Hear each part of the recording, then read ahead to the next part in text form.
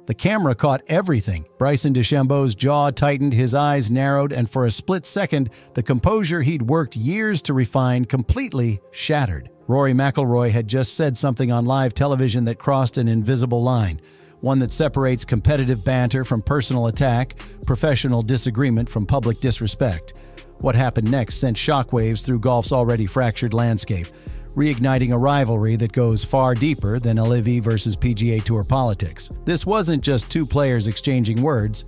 This was the collision of two philosophies, two career paths, and two vastly different visions for professional golf's future. NBC Sports recorded a 23% viewership spike during the final 15 minutes of their broadcast when the exchange occurred, with social media engagement jumping to over 47,000 mentions per minute across Twitter and Instagram combined. The incident unfolded during a post-round interview session at a major championship where both players had finished in contention. Rory, speaking candidly about the state of professional golf and the ongoing negotiations between the PGA Tour and Saudi Arabia's Public Investment Fund, made what appeared to be a veiled reference to players who chose money over integrity and abandoned the tour that made them. The comment itself wasn't new territory for McIlroy, who has been vocal about his disappointment with LIV defectors since the Breakaway League launched in 2022. But this time, the cameras panned to Bryson standing just off to the side in the media center,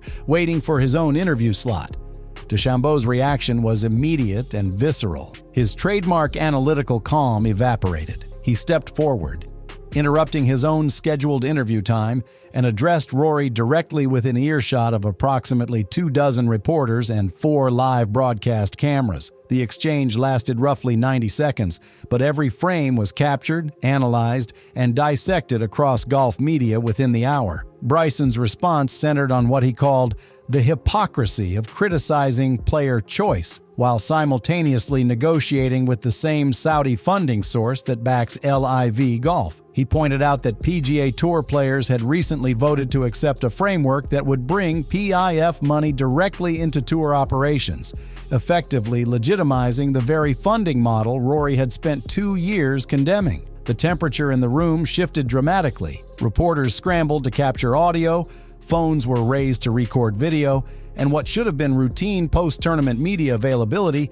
became the most watched golf content of the week. Golf Channel replayed the footage 17 times over the next 3 hours. CBS Sports produced a dedicated segment breaking down the body language, the specific word choices, and the historical context of their relationship. Sky Sports in the United Kingdom led their evening sports coverage with the confrontation, dedicating nearly 8 minutes to analysis from former Ryder Cup captains and tour professionals. Social media metrics revealed that clips of the exchange generated over 12.4 million views within 48 hours, surpassing the viewership of the actual tournament final round highlights by a margin of 3-1. The golf world loves drama, but this was different. This wasn't manufactured rivalry or promotional theater. This was genuine animosity between two of the game's most prominent figures, playing out in real time with cameras rolling and the entire sport watching.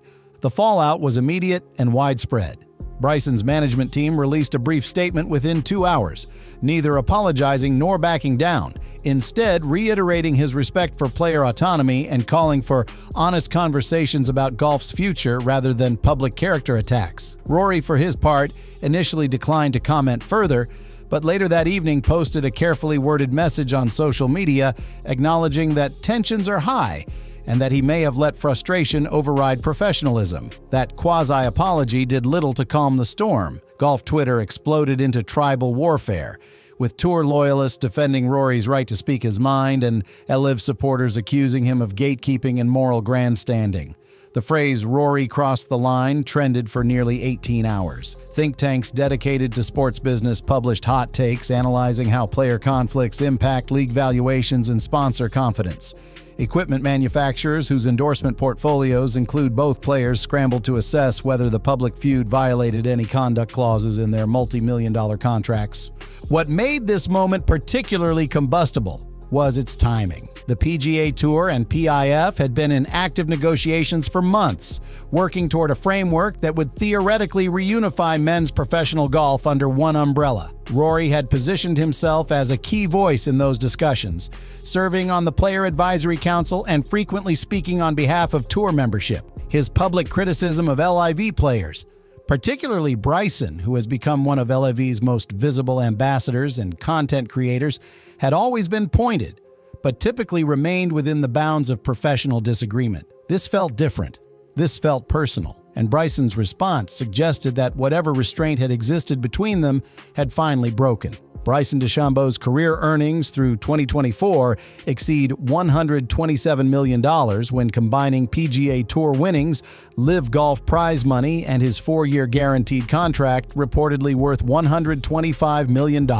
His decision to join LIV in June 2022 made him one of the highest-paid golfers in history before even accounting for endorsement income. Those endorsements, Cobra Golf, Puma, Bentley, and a growing portfolio of tech and lifestyle brands, require careful image management. Public feuds, especially ones that paint him as antagonistic or defensive, could potentially trigger morality clauses or create hesitation among future partnership opportunities. But Bryson has also cultivated a different kind of brand equity through LIV: authenticity, transparency, and direct fan engagement via his YouTube channel, which has grown to 1.3 million subscribers. His content strategy emphasizes accessibility and personality, a stark contrast to the buttoned-up media training that defines most tour professionals. The confrontation with Rory, while messy, actually reinforces that brand identity. It shows he won't be lectured, won't be shamed, and won't pretend to regret a decision that has made him extraordinarily wealthy and, by his own account, happier in his professional life. Rory McIlroy's position is far more complex and politically delicate. As a 4-time major champion with career earnings surpassing $87 million from tournament play alone, he doesn't need LIV's money. His endorsement portfolio, Nike apparel, TaylorMade equipment, Omega watches, NBC Sports commentary deal, is estimated to generate between $40 and $50 million annually. More importantly, Rory has invested significant social and political capital into defending the PGA Tour structure, its history, and its legitimacy as the premier proving ground for professional golf. He turned down reported offers exceeding $400 million to join LIV, a decision he has framed as principled rather than financial. That moral authority has made him the unofficial spokesperson for tour loyalists, a role he has embraced publicly and seemingly relished. But it also makes him vulnerable. Every compromise the tour makes with PIF, every concession toward reunification, every structural change that resembles LIV's model undermines the purity of his original stance. When he criticizes Bryson or other LIV players for choosing money, he opens himself to obvious counter-arguments. The tour is now pursuing the same money, just with a different label. The 2025 Ryder Cup at Bethpage Black in New York looms over this entire conflict. Rory is virtually guaranteed a spot on Luke Donald's European team if healthy, and could potentially serve as a vice-captain or senior player leader. Bryson's eligibility remains uncertain under current qualification criteria, as LIV events now receive world ranking points but on a limited scale that makes it difficult for LIV exclusive players to accumulate enough points for automatic selection. A captain's pick remains possible, but the political optics of selecting Bryson, especially after public confrontations with tour-loyal teammates, would be extraordinarily complicated. The Ryder Cup has always transcended individual league affiliations. It's supposed to be about nationalism, pride, and collective achievement. But how do you build team chemistry when your roster includes players who have spent 2 years publicly criticizing each other's career choices? Captain Zach Johnson faced a milder version of this tension at Marco Simone in 2023, and the United States lost badly. The 2025 event carries even higher stakes, both competitively and symbolically. Sponsorship sensitivity is another critical factor. The PGA Tour's television contracts with CBS and NBC are worth a combined $1.1 billion annually through 2030, but those deals assume consistent viewership and brand-safe content, Player drama can boost short-term ratings, as evidenced by the 23% spike during the Bryson-Rory exchange, but sustained toxicity or public feuding risks, alienating corporate partners who prefer their golf coverage polished, genteel, and free of controversy. Title sponsors for individual events, many of whom pay between $8 and $15 million annually for naming rights, have increasingly inserted language into their agreements requiring the tour to maintain certain standards of player conduct and public decorum. A high-profile feud that dominates coverage and overshadows actual competition creates tension with those partners. Meanwhile, LIV Golf's sponsors, many of whom are directly or indirectly connected to Saudi state interests, have different concerns. They want legitimacy, mainstream acceptance, and evidence that their investment is normalizing rather than radicalizing professional golf's landscape. Bryson being baited into public confrontations doesn't serve that goal, even if his response was measured and substantive. Fan sentiment data from multiple polling sources conducted between 2022 and 2024 consistently shows that golf audiences remain deeply divided on the LIV question. Roughly 40% of surveyed fans view LIV players as mercenaries who damage the sport for personal gain. Another 35% see them as independent contractors who made rational business decisions in a free market. The remaining 25% express ambivalence or conditional support, depending on reunification outcomes. Those numbers have remained remarkably stable despite 2 years of media coverage, player movement, and structural changes. What the Bryson-Rory confrontation does is harden those positions and make reconciliation, both at the institutional level and within the fan base, more difficult. It's easier to negotiate framework agreements when the principal stakeholders maintain professional courtesy. It's exponentially harder when they're publicly questioning each other's integrity on live television. Professional golf has seen its share of player tensions, but few compare in scope or consequence to the current Bryson-Rory dynamic. The most frequently cited parallel is the Tiger Woods-Phil Mickelson relationship during the early 2000s, when both players were at their competitive peaks, and their mutual dislike was barely concealed. Television ratings for tournaments where Tiger and Phil were paired together routinely exceeded normal viewership by 30 to 45%, with CBS recording its highest ever final round numbers, a 7.2 Nielsen rating and 10.8 million viewers, during their final round pairing at the 2001 Masters. But that rivalry, while personal, never fractured the sport's institutional structure. Both players competed under the same umbrella, pursued the same titles, and ultimately contributed to the PGA Tour's growth and commercial success. The animosity added flavor, not existential crisis. Bryson's transformation from analytical curiosity to polarizing figure happened rapidly and deliberately. His 2020 U.S. Open victory at Winged Foot came after months of physical transformation that added nearly 40 pounds of muscle and pushed his driving distance average to 323 yards, the longest recorded average in PGA Tour history at that time. His strokes gained off the tee that season averaged 1.68 per round, a statistical dominance that redefined competitive strategy and prompted widespread discussion about whether golf courses had become obsolete against modern power. But the physical transformation was only part of his evolution. Bryson embraced controversy, engaged with critics on social media, and developed a public persona that oscillated between earnest scientist and combative provocateur. His feud with Brooks Koepka generated millions of social media impressions and became a recurring subplot across multiple seasons. By the time LIV Golf emerged, Bryson was already comfortable being divisive, which made him a perfect ambassador for a league that needed bold personalities willing to absorb criticism. Rory's journey has been nearly opposite in trajectory. His 4 major championships, the 2011 U.S. Open, 2012 PGA Championship, 2014 Open Championship, and 2014 PGA Championship, came before he turned 26, establishing him as the presumptive heir to Tiger's throne and the face of golf's next generation. His driving distance averaged 313 yards during his major winning stretch, combined with elite iron play and a putting stroke that, while inconsistent, delivered in crucial moments. But since August 2014, Rory has played in 43 major championships without winning, despite finishing in the top 10 21 times and recording multiple near misses. including second-place finishes at the 2022 Masters and 2024 U.S. Open.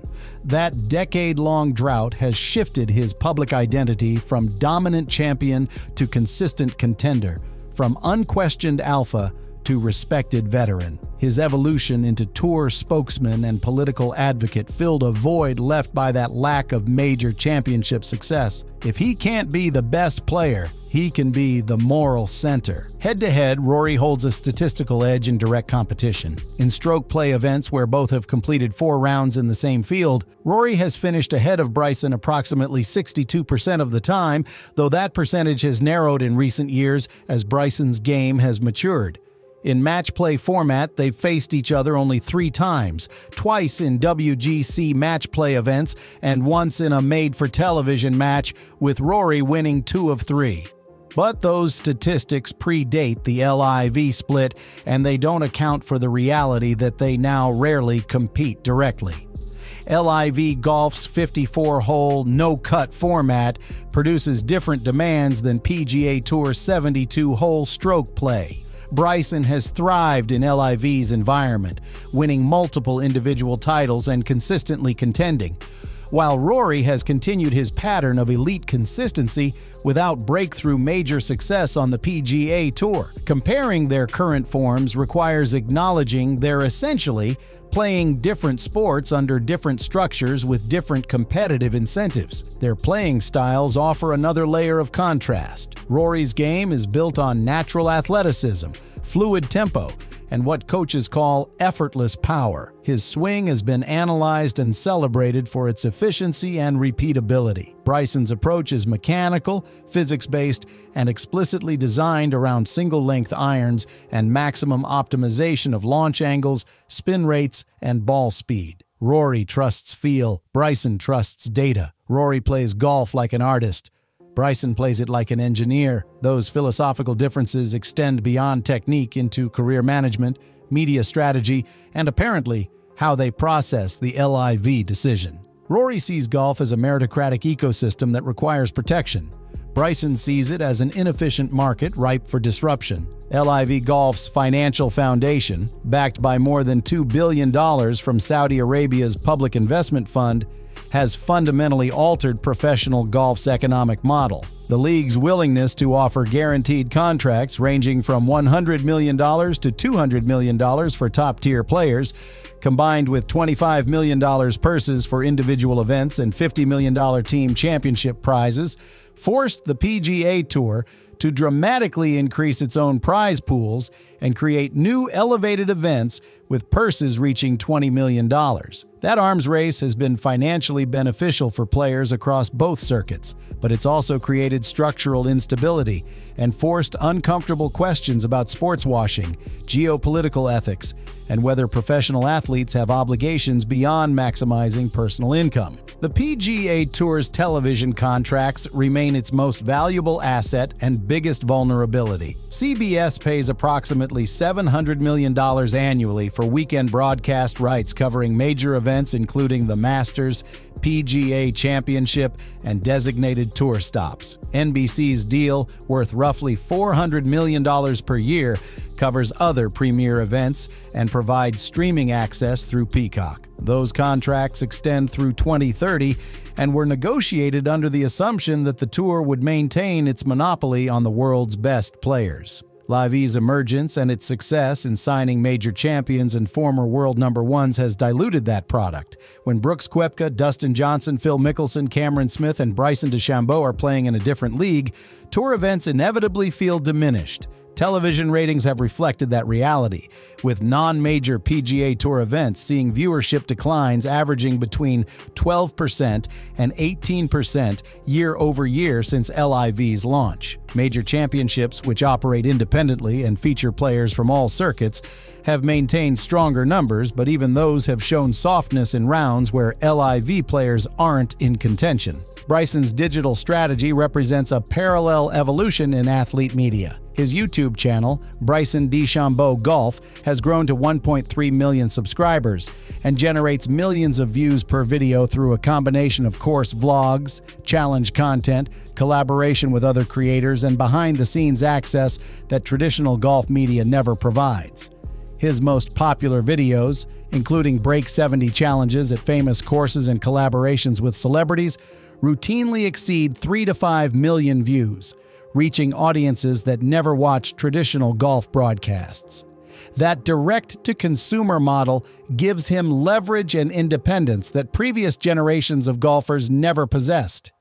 He doesn't need CBS or NBC to reach fans. He can build and monetize his own audience. That reality changes the power dynamic between player and league, and it makes traditional media criticism less threatening. When Rory questions his integrity on television, Bryson can respond directly to his own massive audience without filter or editorial control. Equipment sales provide another measurable impact vector. Cobra Golf, Bryson's primary equipment sponsor, experienced a 34% increase in driver sales during the 6 months following his 2020 U.S. Open victory, with the Speed Zone and Rad Speed models specifically marketed around his power and technical approach. That sales bump has moderated since his move to LIV, but Cobra has leaned into his digital content strategy, featuring him prominently in social media campaigns and using his YouTube platform for product launches. Puma, his apparel sponsor, similarly benefits from his visibility. Though apparel impact is harder to isolate than equipment given the broader market dynamics, Rory's equipment deals, primarily tailor-made for clubs and balls, are estimated to be worth between $15 and $20 million annually, among the highest in professional golf. His Nike apparel contract, worth a reported $200 million over 10 years when signed in 2013, was restructured in 2024, but remains one of the sport's most lucrative endorsements. Both players represent massive commercial assets, which makes their public feud a concern for their respective partners. Gallery attendance tells another part of the story. Live golf events, which are free to attend and heavily promoted with music, entertainment, and festival-like atmospheres, routinely draw between 30,000 and 50,000 fans across 3 days. PGA Tour designated events with elevated purses average between 100,000 and 150,000 for a full tournament week, though that includes corporate hospitality and multi-day passes that inflate total counts. The more relevant metric is per-round engagement. Are fans coming to watch golf, or are they coming for the experience? Liv's model emphasizes the latter, which attracts different demographics but potentially undermines the competitive purity that traditional fans value. Bryson's presence at LIV events generally correlates with higher attendance figures, particularly in markets where his YouTube audience skews young and digitally native. Rory's presence at tour events similarly drives ticket sales and premium pricing, with his final round pairings typically commanding 20% to 30% higher secondary market prices than comparable pairings without him. International broadcast reach amplifies every aspect of this conflict. Sky Sports in the United Kingdom and Ireland devotes extensive coverage to both Rory and European golf more broadly, with Rory's comments and controversies receiving front-page treatment across sports media. His criticism of LIV plays differently in European markets, where Saudi Arabia's human rights record and the geopolitical implications of sports washing receive more sustained media scrutiny than in the United States. Bryson's response, therefore, wasn't just aimed at American audiences, it was also a message to European media and fans who have been particularly harsh in their judgment of LIV defectors. The global nature of professional golf means that moments like this reverberate across time zones and cultural contexts, shaping narratives in multiple markets simultaneously. The 2025 Major Championship season will inevitably force Bryson and Rory into direct competition, assuming both remain healthy and qualified. The Masters in April provides the first opportunity, with Augusta National's traditional Tuesday and Wednesday practice round culture creating natural opportunities for interaction or conspicuous avoidance. The USGA and R&A typically avoid deliberately pairing high-tension players in early rounds, but by the weekend, if both are contending, A Saturday or Sunday pairing becomes possible and perhaps unavoidable. Television executives would certainly push for it. The ratings potential of a final round Bryson-Rory pairing with a major championship on the line would be extraordinary, potentially approaching the 10 million viewer threshold that golf hasn't consistently reached outside of Tiger's peak years. Ryder Cup 2025 eligibility represents the most politically charged scenario. Luke Donald, captain of the European team, will name 6 captain's picks to complement 6 automatic qualifiers.